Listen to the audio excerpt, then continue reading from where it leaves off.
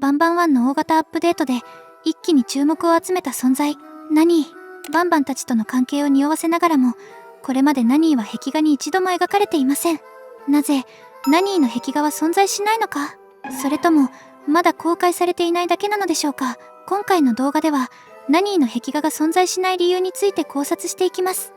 壁画の謎。ガーテン・オブ・バンバンといえば、シリーズを通して更新されてきたマスコットたちの壁画です。作中に登場する主要な壁画は大きく2つに分けられます。園児たちに見せるための表向きのマスコット壁画、そして地下へ破棄された実験体たちを描いた隠された壁画です。まず表向きの壁画を確認してみましょう。最初は6体だったマスコットがバンバン3の段階では最大となる11体まで増加。そしてバンバン8ではバンバンがフランボへと置き換わりました。レポートにも記されている通り、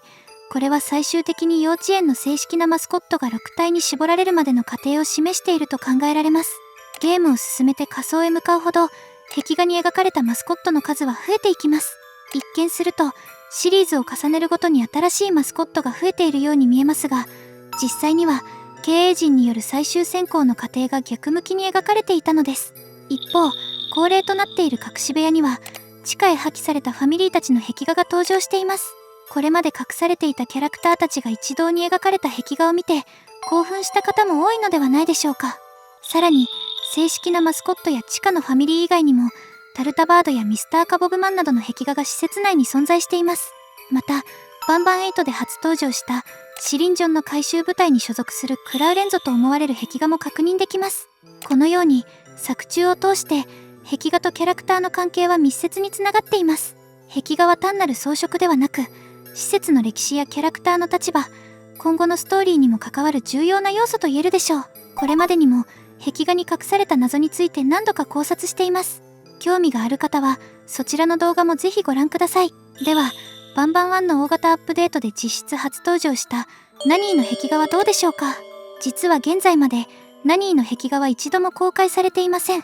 これには大きく2つの可能性が考えられます。順を追って確認していきましょう。正式なマスコットではなかった。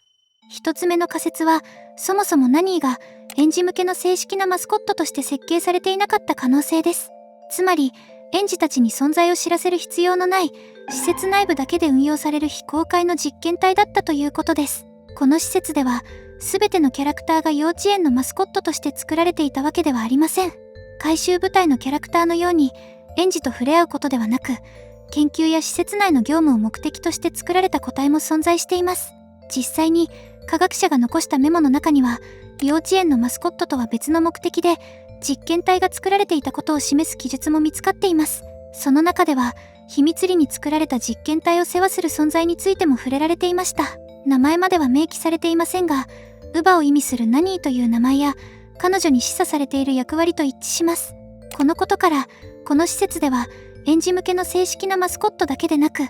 目的が公表されていない研究個体や施設内部で働く管理個体なども作られていたと考えられます。さらに奈落へ破棄されたミュータントファミリーやシリンジョンによって量産されたケース 4B など、実験体によって役割や扱われ方も異なっていました。ナニーはその中でも秘密の実験体を世話するために作られた施設内部の管理個体だったのではないでしょうか。またバンバンたちの乳母だった可能性も示唆されていることから、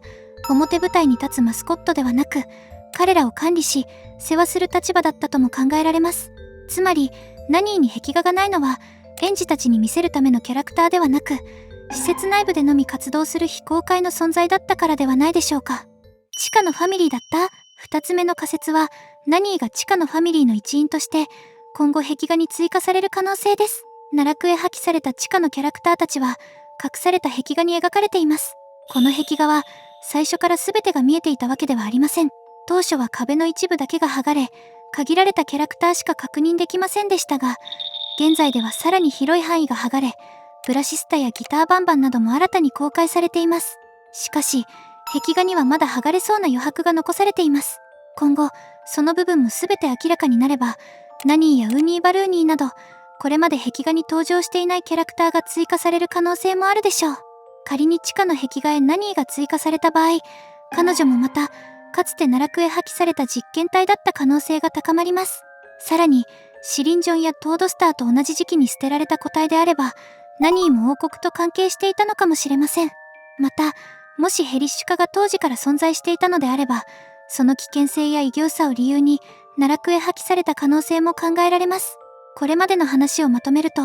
現時点で最も考えられるのは、ナニーが園児向けの正式なマスコットではなく、秘密の実験体を世話するための管理個体だったという可能性です。そのため、園児に見せる表向きの壁画には、最初から描かれなかったのではないでしょうか。一方で、地下の壁画には、まだ公開されていない部分が残されています。今後そこにナニーが追加されれば、彼女も奈落へ破棄された実験体であり、王国と関係していた可能性が大きく高まります。つまり、ナニーの壁画は存在しないのではなく、彼女が表と地下のどちらに属する存在なのか、その正体とともに、まだ意図的に伏せられているのかもしれません。この動画が面白かったら、チャンネル登録、高評価よろしくお願いします。